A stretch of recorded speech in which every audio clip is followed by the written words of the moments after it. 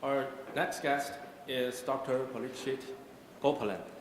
He is a researcher at Microsoft Research, Silicon Valley in Mountain View, California.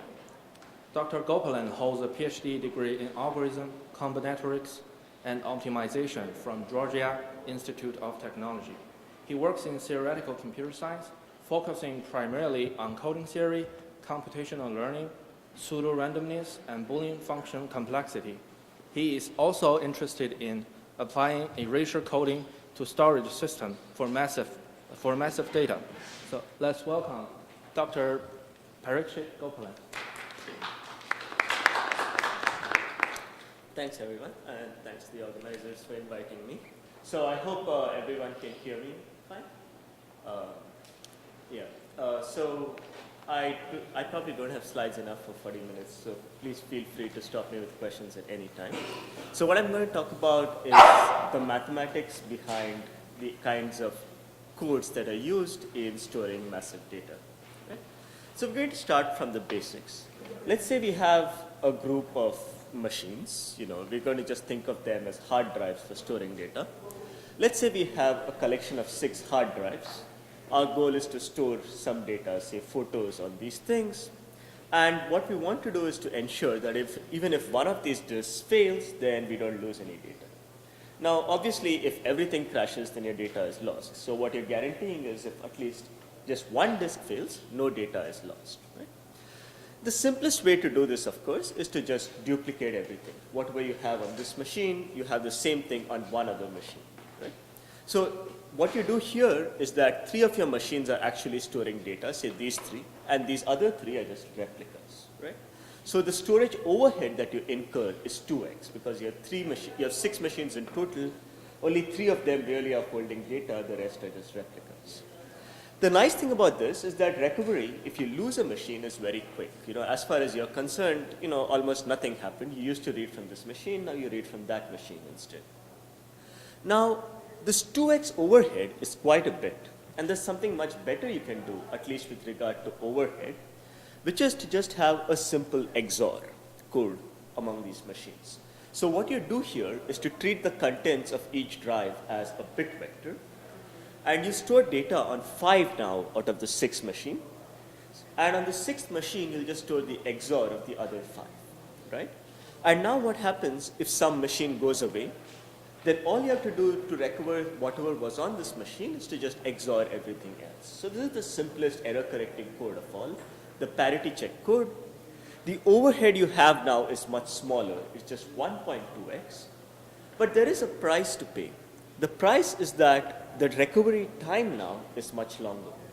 Previously, if you lost a machine, then you just read from one other machine and you're done.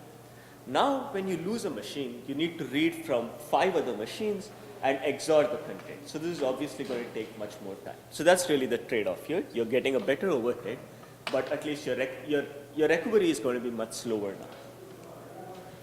All right. Now let's say that another problem with both these schemes is that if you lose one machine, you're fine. But the moment you lose 2 machines in either of these schemes, you could actually lose data. Right? So suppose you want to protect against 2 disk failures and not 1. What would you do? Well, the obvious thing would be now to do triple replication, where you replicate each thing not twice, but thrice. Right? The overhead, of course, is even larger. Now you only have 2 data disks and everything else is a replica. The recovery with triplication is as fast as it was before. Now, in place of the XOR scheme, what you'd use is something called a 4-6 Reed-Solomon code. So what is this? You treat 4 of your machines as data, and the other 2 are going to be some functions of this data. One of them can be a simple XOR, the other thing needs to be something more complicated, right? And the guarantee you have is that any 2 machines fail and you have 4 machines left, you can recover all your data.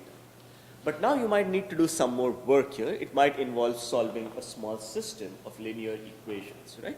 So the cost of recovery goes up a little. And the other thing is that it cannot, these 2 parity checks which you stored, they can't be simple XORs anymore. You need to do arithmetic over something called a larger field. What this means is that we're going to treat the contents of each drive as a vector of bytes, and then we're going to do arithmetic on these bytes. Right? Okay, so Reed-Solomon codes is pretty much the standard as far as data storage goes. So it's worth, understanding these codes a little bit more in detail. So what is an n comma k Reed-Solomon code? Now imagine that you have k data disks and you're trying to store it onto n disks, right? So you have k, I'm going to treat each disk just as a symbol. So imagine that you have k data symbols. From these k data symbols, you're going to generate further n minus k parity check symbols, which you'll then distribute to the other drives. And now you need to do your arithmetic over a field which is of size O of n. So it is scaling with the length of the code, but at least it's not scaling terribly, it's just linear in n. The nice thing about this code is that you have k symbols of data and now you encoded it onto n symbols. Now suppose you suffer a lot of disk failures. As long as you have k disks surviving, and they don't need to be all data disks, they can be some combination of data and parity check disks. As long as you have k surviving disks, you can recover everything. This is a very strong property. It's the best you can hope for, because obviously if you only have k minus 1 disk surviving, there's no way you can get data enough to recover k disks from that, right? And so this is the reason why these codes are so good. They're giving you the best possible guarantee one could hope for from a code with these parameters. The other interesting thing is that this is something which is slightly strange if you're a coding theorist, but in data storage, how many parity checks do you need if you have k disks of data? So let's say you're working with a 6-4 Reed-Solomon code where you have 4 data disks, you generate 2 parity disks. Now, if you have 40 disks of data, you really don't need 20 disks of parity. This turns out in practice to be way overkill for the kind of reliability that you want. You'd probably go with something like a 40-50 Reed-Solomon code. Or if you have 400 disks, then you'd go with something like a 400, 450 perhaps. So the bottom line is that in storage, unlike in other settings where erasure codes are used, the number of parity checks that you need doesn't scale linearly with the number of data symbols that you have. Now you can make a rigorous mathematical argument for why this might be true, but this is not the focus of today's talk. But if we take this as a given, this says that as you use longer and longer Reed-Solomon codes, the overhead that you need is vanishing. It's going towards 0, right? Because you could do 1.1, 1.05, and so on and so forth, because you just don't need a whole lot of parity checks. But there is a downside to using long Reed-Solomon codes, which is the following. Suppose even one disk crashes. Now, in order to recover the data that was stored on this disk, you're going to have to read k other disks. So now if you really have a cluster of 40 machines, this means that, when one disk crashes, you're reading 40 other machines, which is just wildly impractical, especially if you're coming off a scheme like, replication, where you do nothing for data recovery, essentially. So this is the bottleneck in using longer Reed-Solomon codes. This is why you actually will not see systems in practice that use large values of k and n. At max, you'll see codes of length something like 20, because already this means that when a disk crashes, you're going to do something like 20 reads to recover your data, right? Okay, so this is kind of the state of the art before we started our work. So what did we try and do? Basically, what we try and do here is to introduce this notion of locality. Locality is a new property of error-correcting codes. It's a property which guarantees fast recovery for common failure patterns, the kind of failures which are most likely to occur in your system, right? And we argue that this is the kind of codes that are required for storing data in practice. And this is a new parameter now, so you could revisit all the basic questions about error-correcting codes, like what rate distance trade-offs are possible, and ask how this new parameter of locality affects these rate distance trade-offs, right? By now, we have a fairly complete picture of these trade-offs, which I'll tell you about. And then what we're going to talk about is this notion called maximal recoverability. So in error-correcting codes, usually you talk about what is the worst-case distance of your code. Now for storage systems, there are some features of storage systems, which means that worst-case distance is not necessarily the best measure of reliability of your code. So we define this notion, a much stronger notion called maximal recoverability. I'll tell you about this notion in detail and what we know about codes which are maximally recoverable. Okay, so let me start with the motivation for this notion of locality. The motivation is the following, that in a storage system, the typical kinds of failures you want to correct are just simple things like, say, a single disk failure. Or if you have a whole, if you're running a whole data center, you want to upgrade machines from time to time, so you're going to take them down for maintenance.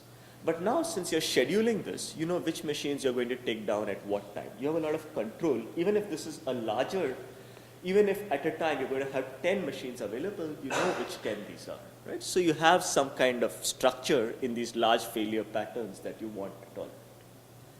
So a natural question is, could we ensure faster recovery for these typical failure patterns? Like, so imagine that you're Microsoft and you're storing people's email on Outlook, right? So if you're trying to you're taking a bunch of machines down for maintenance, people are going to be requesting their email even at that time, and you don't want to tell them, come back later, we have maintenance going on. You want this to be transparent to them. You want to be able to serve their data even when this happens, right? So for these typical failure events, like single disk failure or scheduled maintenance, ideally, you want to be able to reconstruct data and serve it out in a time which is basically negligible. In particular, we don't want this time to depend on the length of the code that we are using, right? We want it to be like replication or a simple XOR code where it's got nothing to do with the length of the code.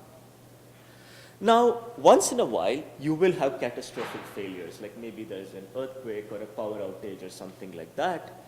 These kinds of failures are different. Now all you care about is that you don't lose any data.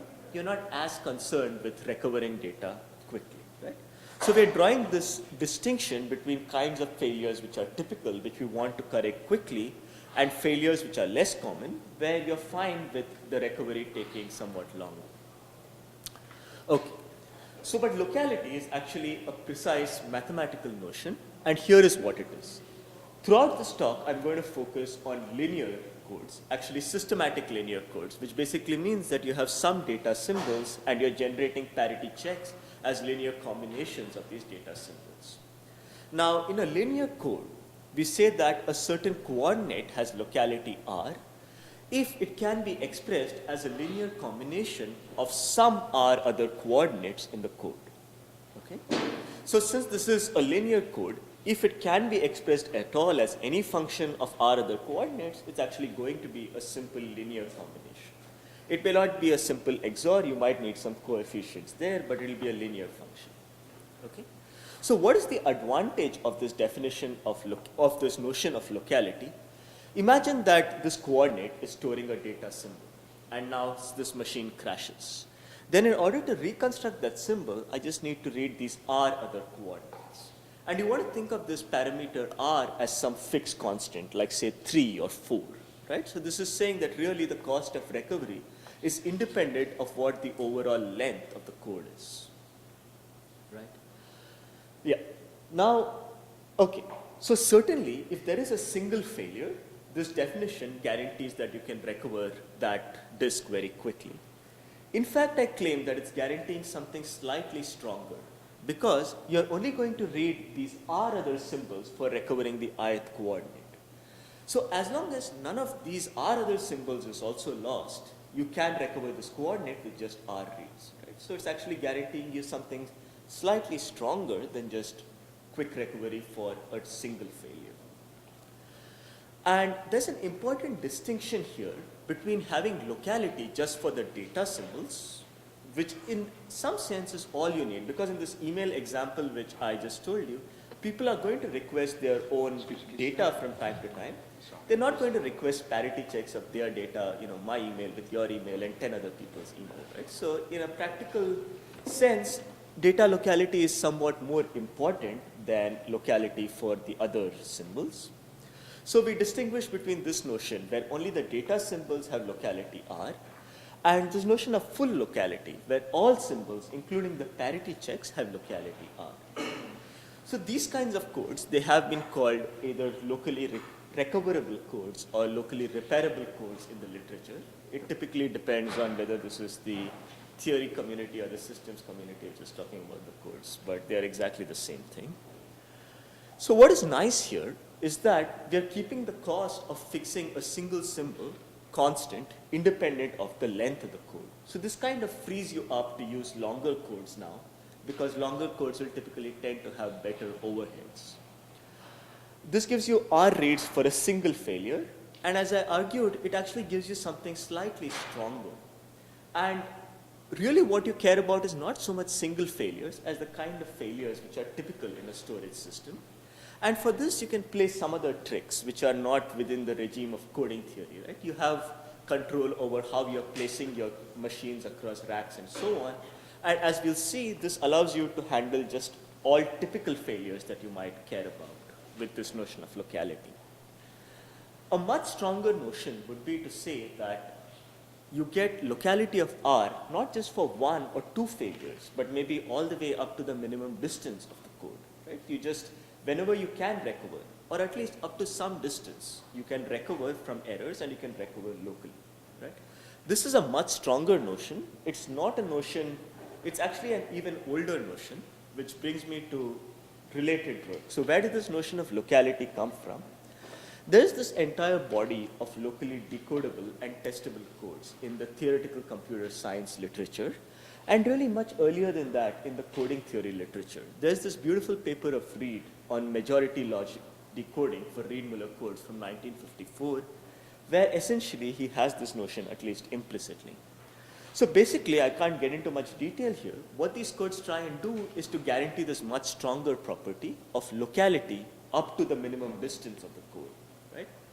Now this is, of course, a much harder problem, and the known constructions of codes which have such strong guarantees, they are unfortunately not very strong. The overheads are very high. These codes are not practical anytime in the near future. Another body of work, which I expect some of you might be familiar with, is this work on regenerating codes, which was started by Demarcus et al. Again, their focus is on quick recovery when there is a single failure, but the metric which they are using is the total amount of data which is transmitted on the network, right? Whereas our metric is how many other machines do you need to contact in order to recover your data, right? Both of these are very reasonable notions, and one could be more practical than the other depending on what the bottleneck for your storage system is. Is it the network bandwidth, or is it the IOs for individual machines?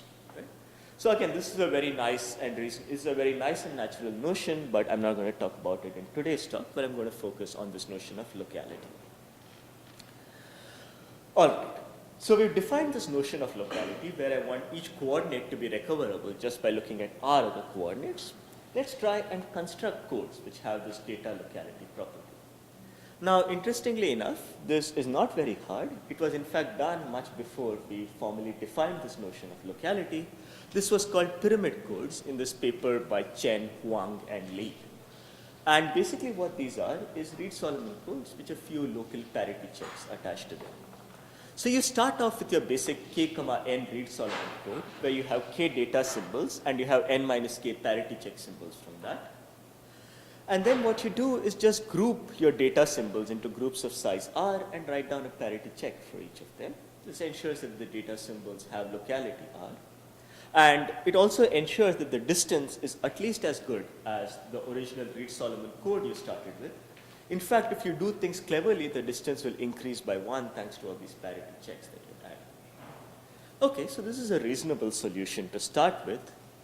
It gives you, suppose you want a distance d, which is some fixed parameter, you want locality R, which is, think of it as 3 for the rest of this talk, right? This is giving you a length which is k times 1 plus 1 over R, which is 4/3 k, plus d minus 2. Right? So as I said, this d is going to be something small compared to k. It's going to be something, let's say, like square root k or log k.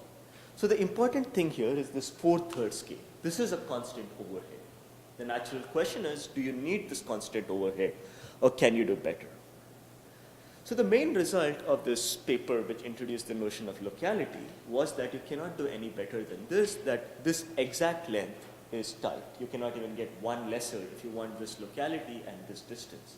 And if you want it only for the data symbols, right? Even if you just want it for the data symbols, this is the lower bound, that you cannot do anything better. Moreover, okay, so you can think of this bound as a generalization of the well-known singleton bound in coding theory. So the singleton bound just is a trade-off between rate and distance. It doesn't give you any guarantee on locality, so just think of the locality as k. If you plug in r equals k in this bound, you'll get back the singleton bound, right? And the other interesting thing is that this code actually proves, this result actually gives you fairly good insight into the structure of any code which achieves this optimal trade-off between locality, distance, and other parameters. It says basically that the code should look like this. You just, exactly like what we have in the pyramid codes picture. Group your data symbols into groups of size r, write a parity check for each of them, then have a few more global parity check symbols. In the regime where d is fairly small, these are the only kinds of codes which will achieve the optimal trade-off. That's a pretty strong result, and it gives you a fairly complete picture of what a code with data locality should look like. Now, what if you want locality for all symbols, right? Not just for the data symbols, but also for your parity checks. So this lower bound is still going to apply because it applies, now you want something stronger. So of course the same lower bound will still hold. Now the obvious first attempt here would be that only these parity check symbols currently don't have good locality. Let's just throw in an XOR for these parity check symbols also, right? Now we have locality everywhere. Are we at the right bound? Well, it's not entirely clear because the length of the code has gone up by 1. So this lower bound says that the distance ought to go up by 1, right? So just doing this simple XOR scheme might not give you the right distance, though it gave you the right locality. And in fact, this result says that there is some surprises here. You cannot always get the right locality and distance. You can't get locality for everything and the distance correct. In fact, when d is small, there don't exist codes which optimize both of these simultaneously, right? So there's something more to be done here. And in this paper, we give a non-explicit construction, a construction using the probabilistic method, which works for larger D, where there's no impossibility result. The problem with such a non-explicit construction, as usual, is that the field size over which these codes exist is really, really large. It's exponential in the length n of the code. Right? This was remedied in a very elegant recent paper of Barg and Tamo, where what they do is give an explicit construction where the field size is just linear and you have locality for all symbols, basically as long as this lower bound does not apply, provided that D is sufficiently large and some nice divisibility conditions are met. Right? And their codes are basically carefully chosen subcodes of Reed-Solomon codes. You start off with Reed-Solomon. We're trying for a code which has dimension k. Right? So the Reed-Solomon code of dimension k is just polynomials of degree k. So what they do is start off with polynomials of degree slightly higher. They start off with polynomials of degree k times r plus 1 over r, and then they take a subspace of dimension k, which basically says that you set certain coefficients of your polynomial to 0. Right? And using this, they get the same kind of field size that Reed-Solomon would give you, which is linear in the length of the code. So of course, this, I haven't told you much about their construction, but I'm just trying to keep this at a very high level. It's a very elegant construction. So together with these results, we have a fairly complete picture of rate distance trade-offs for codes with locality. We have matching upper and lower bounds. In fact, these lower bounds have been extended even to the setting of nonlinear codes, where you need to be slightly careful about what even the definition of locality is and so on. The field size we know is theta of n. So constructing such codes is usually at least as hard as constructing MDS codes, which is Reed-Solomon-like codes. For that, there is a linear lower bound. So you need a linear field size, and there is constructions that will give you a linear field size. Right? We also see this somewhat surprising separation between just asking for locality for the data symbols versus asking for locality for all symbols. The former is always possible, the latter may not always be possible depending on the distance. Right? And a natural open question now is, we've currently just guaranteed locality for one failure. What if, typically I expect not just one, but say 2 or 3 machine failures? Can I have a local decoding procedure which only reads a few symbols, even for this stronger model, right? So this is heading in the direction of these locally decodable and testable codes, which have been studied in computer science. The main distance is we don't care here about distances which are a constant fraction of the length of the code. We really care about distances which are large constants or growing very slowly with the length of the code. Right? But otherwise, it's essentially the same question, just a different setting of parameters. But this is wide open. Even in the case when f is 2 and not 1, we don't know a whole lot. But this is not what I'm going to talk about for the rest of the talk. Now I'm going to talk about this notion of maximally recoverable codes, which basically tries and, it's some way of getting some guarantees about the error correction probability, the error correction properties of your code, which tries to go beyond minimum distance. So how much time do I have left? Sorry? 5? Okay. All right. So what is the motivation for this notion of maximal recoverability? It is that in storage systems, worst case errors are often not the right model. So why is this? This is because you do have a large number of machines being unavailable at the same time.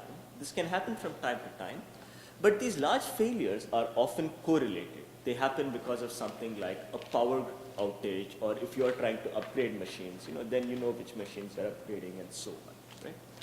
So large erasure patterns are not uncommon, but there's a lot of structure to them. These are correlated failures. And often what happens is there is a certain layout for your machines. You place them on racks across several racks which share a common power source and so on and so forth. So there's a notion of topology.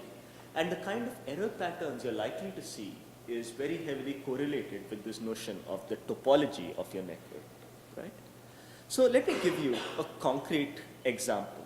Let's say that we have 24 machines, and this is how we place them. We have 4 racks. We are placing 6 machines per rack, right? And now, one rack failure is quite likely just because maybe they all share a common power source, or you're running upgrades or something like that, right? So what you'd really like to do is to be able to tolerate something like one rack failure plus a few more failures, something like 3. Because when you lose a rack is when you're at your most vulnerable, and now you want a worst case guarantee, right? So the point is that you want to be able to tolerate certain patterns of 9 errors, which come by taking out one rack and then 3 more arbitrary machines, but not all failure patterns of 9, which you're just never ever going to see, right? So what is a code which would give you such a guarantee? Well, one thing you could do is to just ignore the structure of the error patterns and use a code which has worst case distance 9, like a Reed-Solomon code. So you could use something like a 2415 Reed-Solomon code here. You certainly can correct 9 failures. You can correct all 9 failure patterns. So this is way more reliable than what you actually need. The problem is that the network bandwidth which you're going to consume for recovery is going to be terrible, because even if just one machine fails, now you're going to have to read 15 other machines to recover that one machine, right?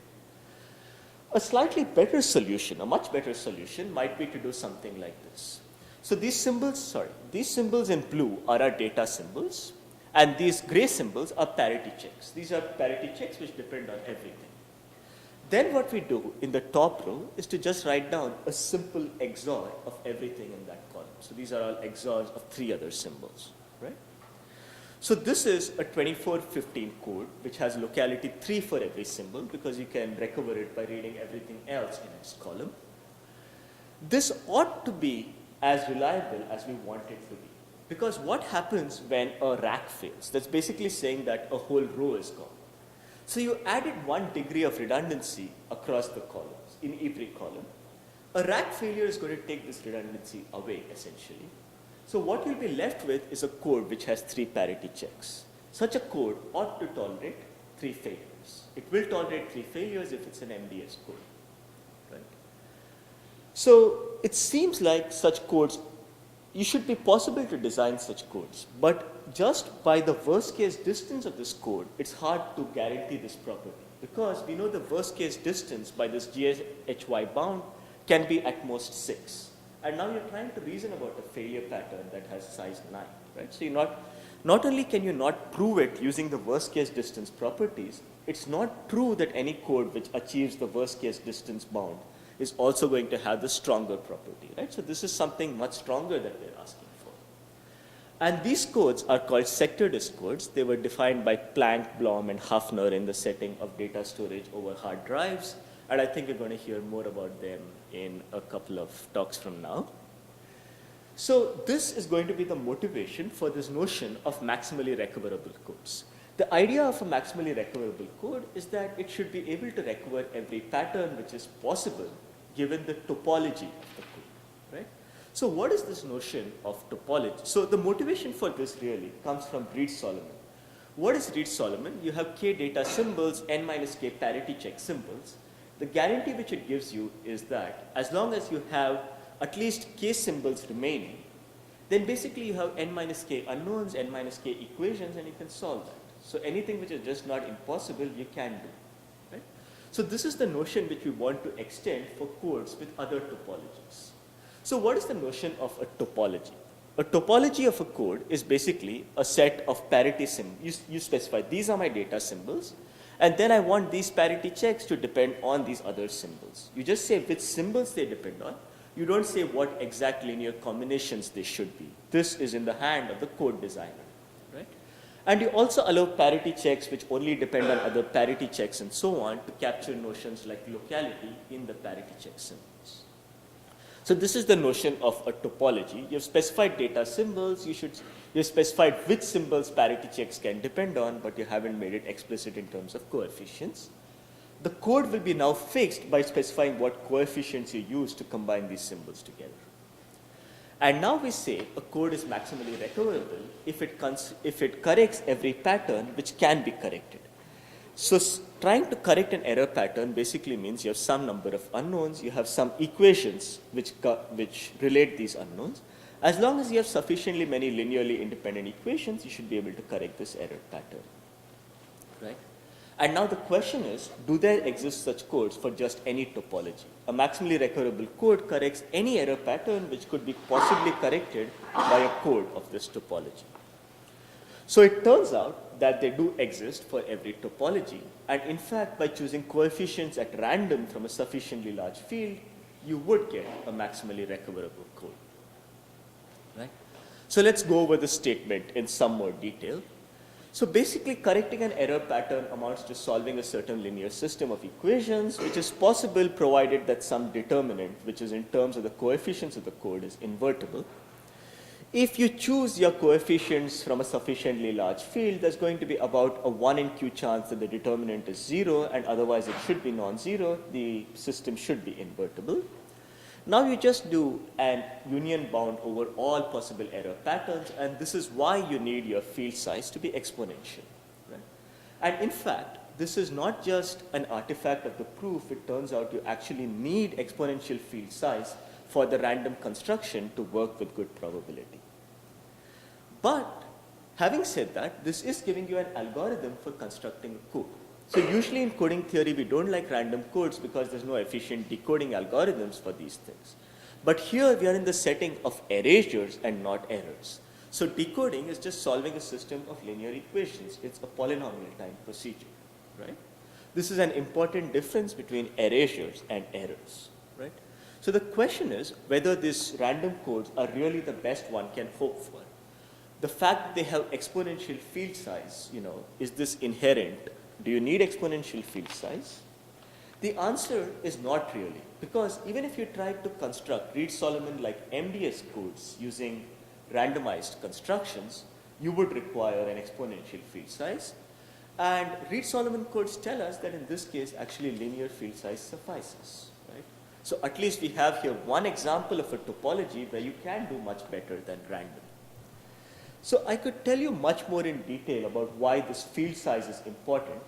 The short answer is that if you have a large field size, then your arithmetic operations for encoding and decoding become prohibitively expensive, right? So although decoding is in theory polynomial time, in practice it's going to be very, very inefficient. So this really motivates the question of whether you can construct these codes over small fields like Reed-Solomon. And we just know this one example till now where you can do something, one example other than Reed-Solomon, where you can do something much better, something better than random. On the other hand, we don't know any lower bounds here. We don't know any example of a topology where probably the field size needs to be much larger than Reed-Solomon. So this entire area is just, wide open. So let me conclude by telling you this one example we have of a topology where you can do much better than random with regard to field size. It's just this example of sector disk codes, which I talked about a while earlier, where basically you have a bunch of data symbols, you have some parity check symbols which relate them, and then in each column you just write down a single parity check. Right? So the top row is the XOR of the other rows, and there's some number of global parity checks here. So when is such a code maximally recoverable? There's a very clean characterization of what maximal recoverability means in this topology. Puncture one symbol in every column. So whatever you got by adding these local parity checks is now gone. Okay? What remains here ought to be an MDS code. It will be if the coefficients are chosen at random, and this is exactly what maximal recoverability means for this topology. Right? So these codes were again studied in some earlier work of Blom, Hafner, and Hertzler, and they called these partial MDS codes or PMDS codes. So in this work, what we give is an explicit construction that it's an explicit construction. You can specify the coefficients very simply. They always match and they sometimes beat random with respect to field size. For certain parameter settings, they are better than random. They're always at least as good as random. And let's not get into what the tools are. The thing is that they beat random, but they're still very far from linear size. The alphabet size we're getting here is something like n to the d. And random would give you exactly n to the d, whereas what we're able to do is to get a slightly better constant in front of the d in some cases. This is still very far from n, right? But it does solve this much harder problem of PMDS codes, where you are allowed to lose one symbol per column. Even in the simple case of SD codes, where you only care about a single row failing, right, which is a very special case of one per column, we don't know anything better with regard to field size. Okay. And along these lines, a very nice open question, which we know absolutely nothing about, is the following simple question. Take two codes, tensor them. What does it mean for this code to be maximally recoverable? Right? What codes can you start with such that the tensor of these two codes is going to be maximally recoverable? So, of course, for this you need to understand what erasure patterns are correctable in a tensor code which is maximally recoverable. This is just a clean linear algebra question which we really have no idea currently how to approach. Even in this very specific case where you're tensoring a 2-3 parity check, a 3-2 parity check code with a row code which is a 6-3 code, even for this very specific example, we don't completely understand the error patterns which are correctable. We don't have an explicit construction of MR codes. One nice thing is that the column code you can in fact assume is just the 2-3 parity check code. The row code is where it becomes tricky. You'd think that a Reed-Solomon code, which is basically maximally recoverable for the row code, ought to be good enough, but it turns out that that itself is not sufficient. You need something stronger. All right, to summarize, maximal recoverability is some way of capturing error correction beyond minimum distance. And it's good for arguing about things like correlated failures, which are very common in data storage. Such codes are random codes are maximally recoverable over large fields. So they do exist, but we really would like to have explicit constructions or lower bounds saying that the field size needs to be large. We don't have either. We have no lower bounds and we have basically one non-trivial explicit construction so far. And let me conclude with a few words about locality out there in the real world of data storage. So these kinds of codes, LRCs, have been deployed. Microsoft is obviously the leader in this particular, these reliable storage using error correcting codes. These LRCs have been deployed by now throughout Azure Storage in Windows 8.1, Windows Server. And if you want to read more about this, we wrote a paper about it titled Erasure Coding in Windows Azure Storage, which appeared in Usenix ATC. The kind of codes they use there are maximally recoverable codes with data locality. And it's not just Microsoft. There's now, not everyone publishes what they do, but there are other companies which are also experimenting at least with codes beyond Reed-Solomon, whether or not they've deployed them. And this matter of field size is really the bottleneck for these practical deployments, right? Because the cost of finite field arithmetic beyond 32 bits, it really gets prohibitively expensive because this is both in the encoding and in the decoding. So there's a real need here for better explicit constructions which give you smaller field size. Okay. So yeah, and that's all I have to say. If you have any more questions, I'm more than happy to talk to you after the talk. Any more questions?